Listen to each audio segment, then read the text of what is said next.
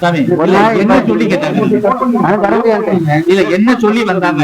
வயலையை சுத்தம் பண்ணணும், அது ஒரு நாளைக்கு 15,000 ரூபாய் செலவாகும், நீங்க கொடுங்க. மொத்தம் எத்தனை பேர் வந்தாங்க சாமி?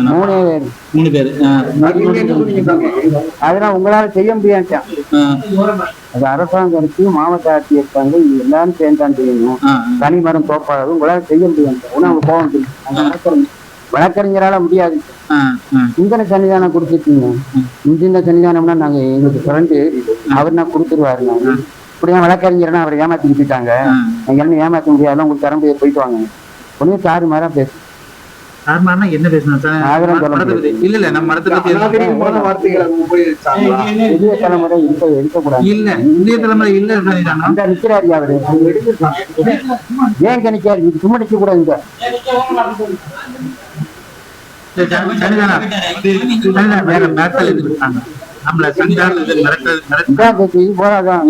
தகுதி இல்லை உனக்கு. உங்க வீட்டுக்குள்ள நான் வந்து இந்த வீட்டுக்கு தலைவருக்கு தகுதி இல்லைன்னா என்ன அர்த்தம்? அதான் என்ன சொல்லிட்டு விடிய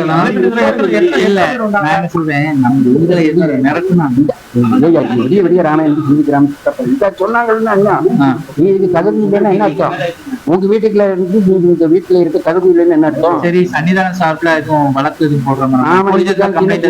வழக்கு இல்ல சன்னிதானம் நம்ம எவ்வளவோ இடங்களை மீட்டுட்டு வந்திருக்க சன்னிதானம் தர்மபுரம் ஆதீனத்துல இங்க வந்து நம்ம வந்து உள்ள மடத்துக்குள்ள வந்து பேசிருக்கலாம். காவல் நிலையத்துல வழக்கு எதுவும் நம்ம புகார் காவலுக்கு நான் போக மாட்டேன். சனிதான் நீங்க போக வேண்டாம், நம்ம ஆட்களை விட்டு புகார் நானே பாத்துக்கிறேன். இல்ல இப்படியே வந்து அடிக்கடி மிரட்டினாங்கன்னா என்ன பண்றது? அது நான் பாத்துக்கிறேன். அடிக்கடி மிரட்டினாங்கன்னா பாத்துக்கிறேன். இங்க முதல் பாத்தீங்களா, இப்பதான் உங்களை விட கூடாது. நம்பிக்கை இல்லைன்னு இல்லையா? இப்படி ஒரு விஷயம் ஒருத்தவங்க இருக்கணும், அதுக்காக ஒருத்தரும் நம்மளே பழைய சன்னிதானம் துப்பாக்கி எல்லாம் வச்சிருந்தாரு. நீங்க இந்த சன்னிதானம் துப்பாக்கி எல்லாம் இல்லாம எனக்கு வாய் தான் துப்பாக்கி. இந்த வாய்க்கே பாஸ் இல்லப்பா. இல்ல பழைய சன்னிதானத்துக்கிட்ட இந்த மாதிரி வந்து மிரட்ட வர மாட்டாங்க. ஆமா, ஆரோ போங்க. ரொம்ப கடுமையான வார்த்தைகளை விட்டுருக்காங்களா? எதுவும் குடைமக்கள் அந்த மாதிரி எதுவும் விட்டுக்கிறாங்களா? என்ன நடந்ததுன்னு அதெல்லாம் சொல்ல மாட்டேன். என்ன பேரு சொல்லி அங்கேயே போய் இல்ல மிரட்டினவங்க பேர் இருக்குது. மிரட்டினவங்க பேர் சொல்லுவேன். வக்கீல் குருசாமி அது மாதிரி பேரே இல்லைன்னு வக்கீல் குருசாமி. இல்ல அவர் என்ன அமைப்புல இருந்தாருன்னு? இல்ல அவர் என்ன அமைப்புல இருந்தாரு? அந்த ஒரு சீட் சொன்னீங்க. பணம் தர முடியாது, உங்களால செய்ய முடியாது. தனிமரம் தோப்பாது, உங்களால செய்ய முடியாது. எப்ப வந்தாங்க? என்ன செய்ய எப்ப வந்தாங்க, எது மறந்தாங்கன்னா வேற என்ன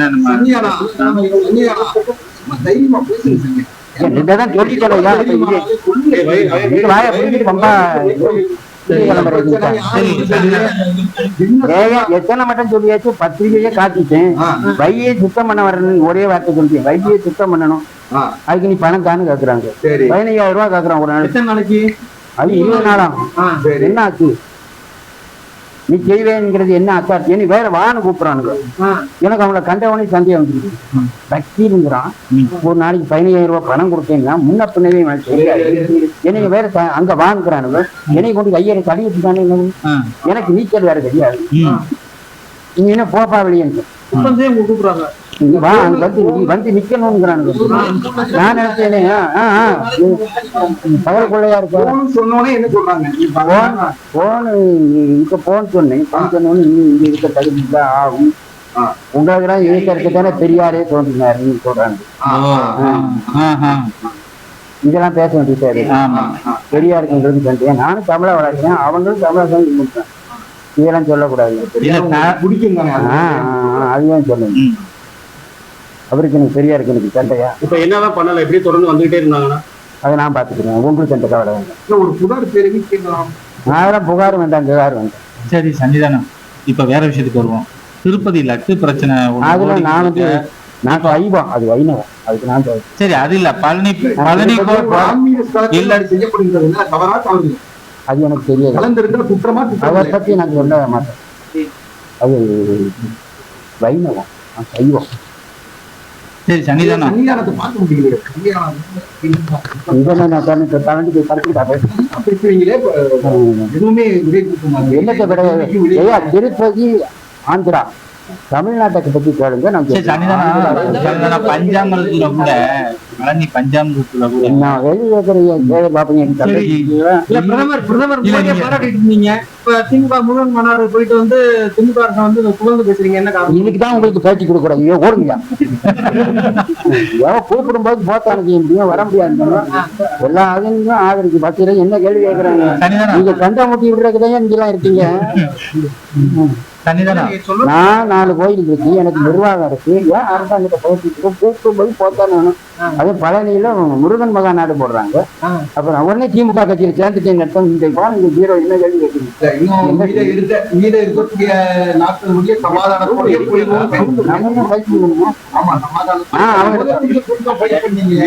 அவங்க சொன்னதா ஆர்.என். வீரப்பனோட தான் பண்ணேன். நான் போன விழாவில் ஆர்.என். வீரப்பன் வந்திருந்தாங்க. இதுக்கெல்லாம் செஞ்ச பூரா தொலைக்காட்சி தான். சரி, முருகன் மாநாட்டுல சன்னிதானத்துக்கு உரிய மரியாதை கிடைச்சுதா? அதுதான் நல்ல மரியாதை. வாராத வந்த மாமனியே மரியாதை. இது வந்து மரியாதையா கூட்டிட்டு போனாங்க. ஏசி ஈசிலாம் வந்து அவங்க தனி காரில் என்னை கூட்டிட்டு என்னை கொண்டாந்து விட்டாங்க. அதெல்லாம் மரியாதை. ஆமா எடுப்பாங்க. அவசரமா இருக்க முடியாது, அது நடவடிக்கையும் எடுப்பாங்க. நான் நம்புறேன். அதெல்லாம் செய்வாங்க. செய்யறேன் சார், ஆணையர் செய்யறேன் சார். பேட்டி கொடுத்துருக்காரு. இல்ல இப்ப திமுக அரசின் செயல்பாடுகள் எல்லாமே ரொம்ப திருப்திகரமா இருக்கு. என்ன அதெல்லாம் நான் ஒன்றும் சொல்ல மாட்டேன். அரசாங்கத்தை பத்தி எதுவும் பேச. முதல்வர் ஆனதுக்கு நான் வாழ்த்துக்களை தெரிவிக்கிறேன். துணை முதல்வரா இப்ப உதயநிதி ஸ்டாலின் வாழ்த்துக்களை தெரிவிக்கிறேன். தெரிவிச்சிட்டீங்களா? இல்ல போன்ல எதுவும் வாழ்த்துக்கள் நீங்க கேட்டதுனால தெரியும். இல்ல போன்ல எதுவும் சொன்னீங்களா? அதெல்லாம் போன்ல நான் பேச முடியும். ஆதினா வந்து வாழ்த்துக்கள் ஆசீர்வாதங்கள் எங்க இருந்தாலும் பண்ணலாம். அதான் சொல்லிட்டேன். அதெல்லாம் அனுப்பி தபாலே போய் சவால் அனுப்பி அது எனக்கு தெரியாது.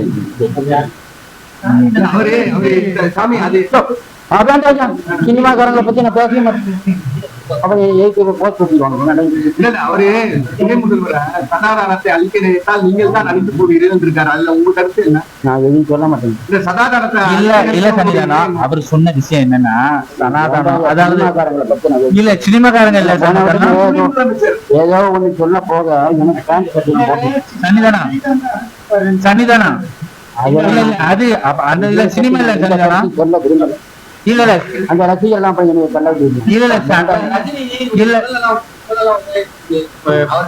அதான் நான் சொல்லிட்டேன். சினிமா பத்தி கேட்காது.